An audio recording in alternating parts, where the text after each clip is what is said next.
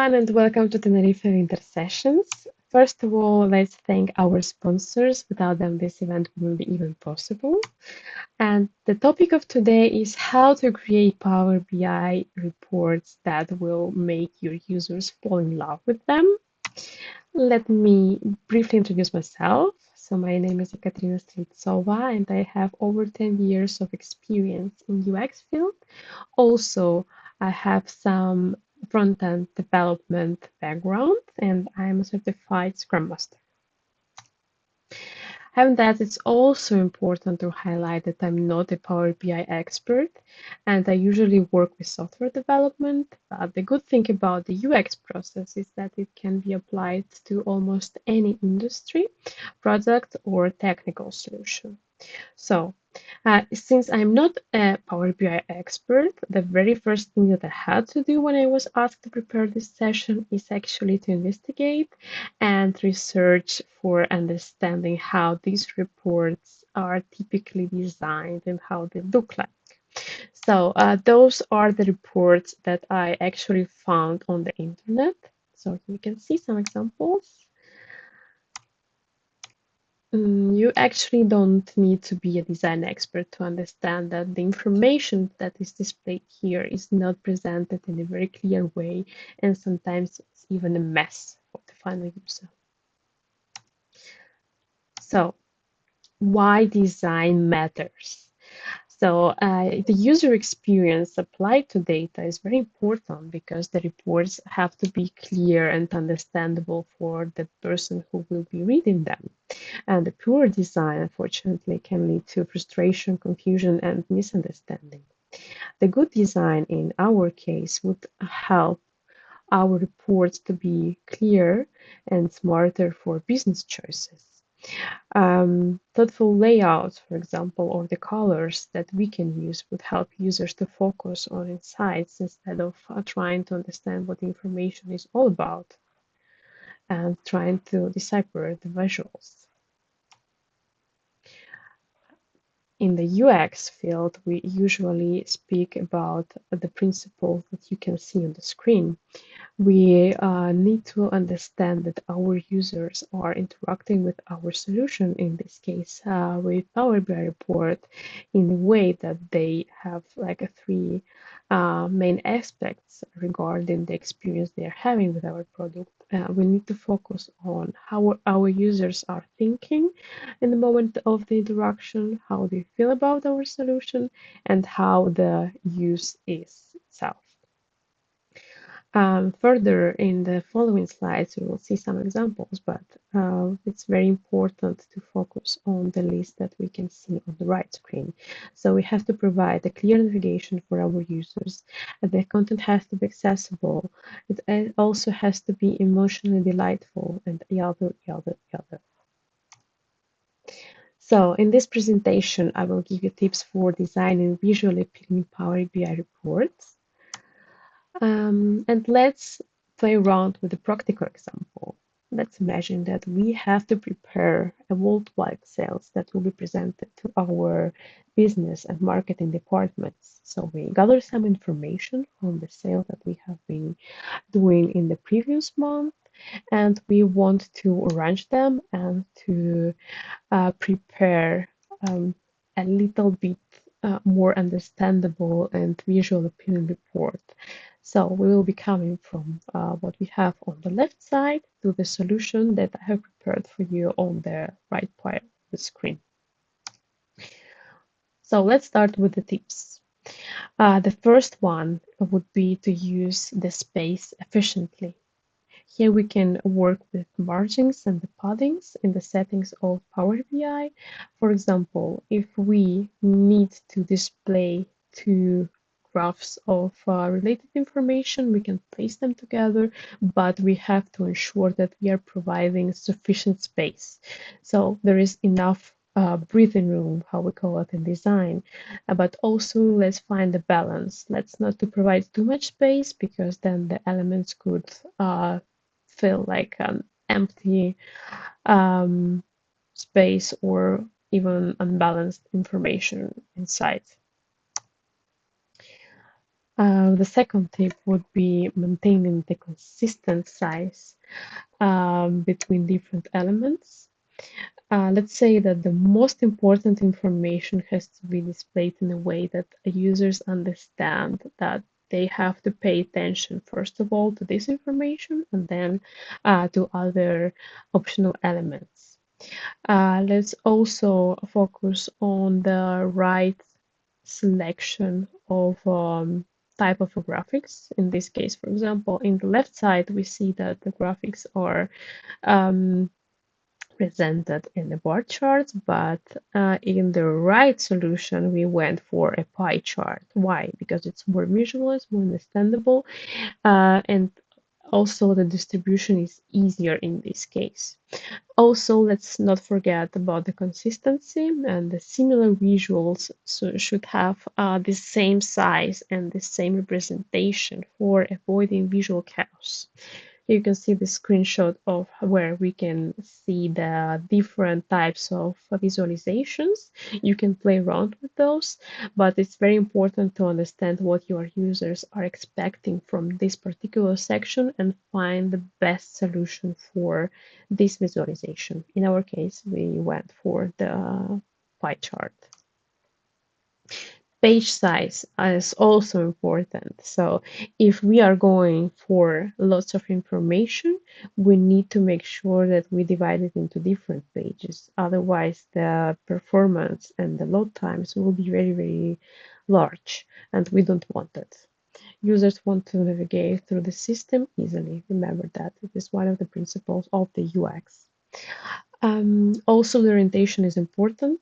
If we see that most of the graphics are horizontal, we also go for the horizontal orientation for our BI report. The alignment is very important for the clearness, because if we want our report to look concise, clean, understandable, we need to ensure that all the objects are placed consistently. Thankfully, BI is providing us with inherent tools. So you can see the screenshot on the right side, and there are different options that can help us to align properly. For example, in the screenshot of my report, you can see that all the borders are exactly the same, that different groups are aligned horizontally and vertically, and at the end, the users will perceive this information as very well structured, clean, and grouped. We will dive into the color selection in the further slides, but for now, let's keep in mind that the bright colors and the high contrast colors are usually used for highlighting some important information. Like we can see here, we have yellow dots, which represent the numbers, and we use like less bright colors for like the information, for the general information, let's say. Also, the recommendation is to limit the number of colors and prioritize brand online palettes. If you are working in a corporate and they already have their own branding colors, try to rather stick to them or let's say adapt them. So those could be similar to the brand color palette, but also accessible. We will see this important information or important aspect of the visual representation in the following slides. So, in addition to what we have said before, the color is very important, and text, labels, and data graphics should be also contrast, very well contrast on the background. We have some tools that I suggest, for example, Adobe Color or Colors, that will help us with that very, very well. Because we don't have to forget about the users that have important visual disabilities, visual impairments. So those reports that we are preparing not only have to be visually appealing, but also accessible for everyone. So there is a tool which is called Adobe Color that can help us with the accessibility check. What does it mean? It means that in any report, in any tool that we prepare on the internet, we also already have different elements placed one over another. So we'll always have a foreground color and the background color. And it's very important to ensure that those are accessible. This tool helps us, and it's very easy to use because, as you can see, for example, here we place the color, for example, that we want to use for the text, and we also introduce the hashtag of the color that we are using for our background. And then the system automatically calculates the ratio, and it says if we can use it or not for different occasions. For example, if we use the white color over this bluish color, we can use it for the generic texts. Um, we can use it for the titles, and we can also use it for the graphics. The same happens with this shade of, let's say, green-blue color. It is also accessible over our background, which means that we can freely use it on our report. Another tool that I suggest for the usage is the colors, and it helps to double check the color blindness. What does it mean? If you don't have the color blindness impairment, you most probably will not be able to know if people with these impairments can actually distinguish different colors one with another. So these tools help us to see how the person with color blindness sees. There are different types of color blindness, so we can go one by one and check the colors that we have selected, if those are actually distinguishable or not.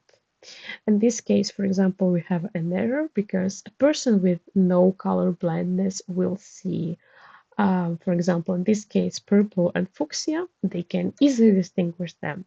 But a person with achromatopsia will not distinguish these two colors. What does it mean? We need to make it accessible for everyone, so we'll have to adjust our colors and run the test again. So this is, for example, a right way of analyzing and preparing the color palette. So we can see that all the colors are distinguishable for a person with no impairments, but also accessible for those ones who have any color blindness impairment. You can see those are distinguishable for them too. Very easy to do, but very important. So what are the errors that we can find? For example, if we want to use this fuchsia color that we have created in the previous steps, let's go back here. You see this one. So if we want to use it over this background, it will fail for the normal text. But it also means that we still can use it, but for other occasions. For example, in the graphics, you remember that sometimes you want to use dots, for example. We still can use this color, but pay a lot of attention to which cases it can be applicable to. We cannot use it for the text, we can use it for the titles, and we can use it for the graphics. It's very important to keep that in mind. Another tip is about consistency. So we need to make sure that the font types, sizes, weights, colors, formatting, yada, yada, yada, are also consistent across the document. If we are using different pages, those pages should be following the same theming and the same structure, the same elements. Otherwise, it would look like a different report, and this is not what we want to achieve. In this case, we can also use the report themes. We'll see them. We'll talk about them in the future slides. And also, my recommendation is to avoid overreading theme styles unless it is absolutely necessary. So using the report themes would help you a lot, but in some occasions, if you want to customize the built-in themes, you need to be, let's say, experienced with JSON. Unfortunately, not everyone is, so maybe for you it's just a better idea to use it the way I did or to create your own theme. So, organizing report content into sections is also a very good tip because you can help users to understand what are the related elements or like the related information. In this case, we are grouping two sections that are related because we have a sum of profit for countries and also a sum of discounts per product, and those are actually related in our case. So we wanted to show to the users like these are the two sections that you can navigate through and you can get more information in case that you need it. So let's do a step by step. How did we come from what we see on the left, like the standard information visualization that Power BI gives you, to the result that we have prepared for you in this occasion, so you can see how it can be done easily and what are the errors that we can find and what are the elements that we have to focus on. So the very first chart is the one in the left, and here we actually would come with like two versions of it, and I will explain you why the first one is not the good one and why the second one is actually better. So first of all, we eliminated the titles, like the sum of sales and the product, because it is kind of obvious. We are eliminating the information that is actually not needed. We also went for a pie chart because it is more visual and in our case more understandable. The first possible solution is this one, but we are let's say, not taking advantage of all the space that we have around, and we are grouping the numbers inside, which look like really messy. The very important thing of it that we already improve the solution we have in the lab because we are adding very important information, which is numbers. Talking to the users, we ask them, hey, what is important for you? Do you want to see the real numbers or you want to see the approximate numbers in this case? And they said that it's more important to see the real numbers, not to guess or to click to get in inside. They need to see it at first glance. So we are adding actual numbers here, but it's very important to place them in the right way. So here in the second solution, we distribute the information in a better way. So you can see that it is clear. You can see also the percentage of it. The colors that are used are also represented on the section in the left here. So we can easily relate one with another, but it is not disturbing the view.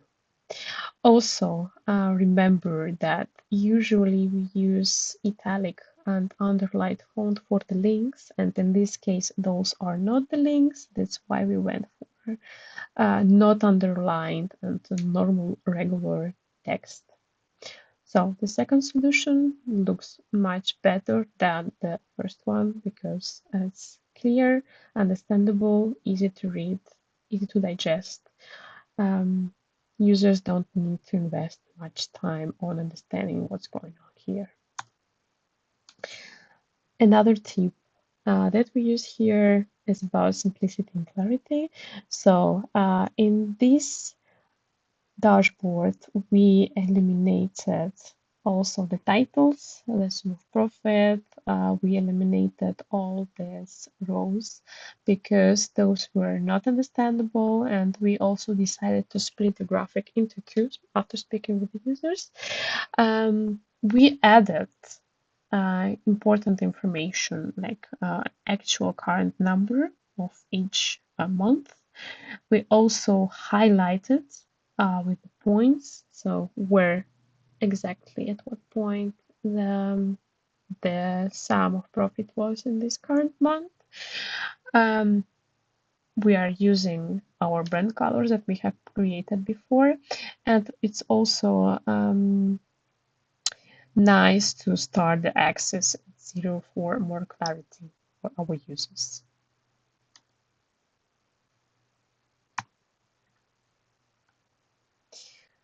Again,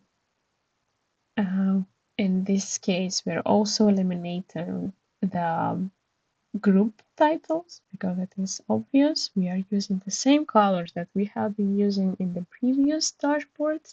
So we are gaining consistency, clarity, and let's say the navigation is smoother and faster for our users. In this case, we represent the map, which is for the sum of profit per country. And in this occasion, the recommendation would be there are like different ways that you can represent it by default in Power BI. And what I did is to use different size of the squares depending on the amount of profit that we have in each region. In the left example, all the circles are the same size, and it's impossible to understand if there is any amount, any different amount or any difference in the sum of profit per country. But in our case, in the right, you can see that, for example, in Germany and in France, we have more profit than we have in Canada, and United States, or Mexico. Another important thing, we are placing countries names, which means that users don't have to click in or dive in into the map to get more information. So it's easy for them to know what are the countries with like more amount, or what are the countries that are represented on the map, right?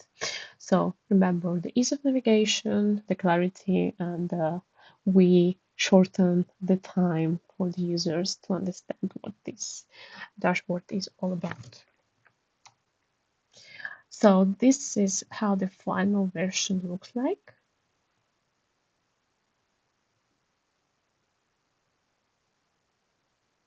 As you can see, it is much more easy to understand. It is consistent. We are using the colors that are accessible for our users, and also the overall representation is more visually appealing.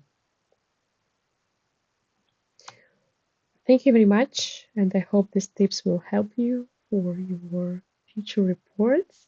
You can reach out to me anytime. You have my LinkedIn, and please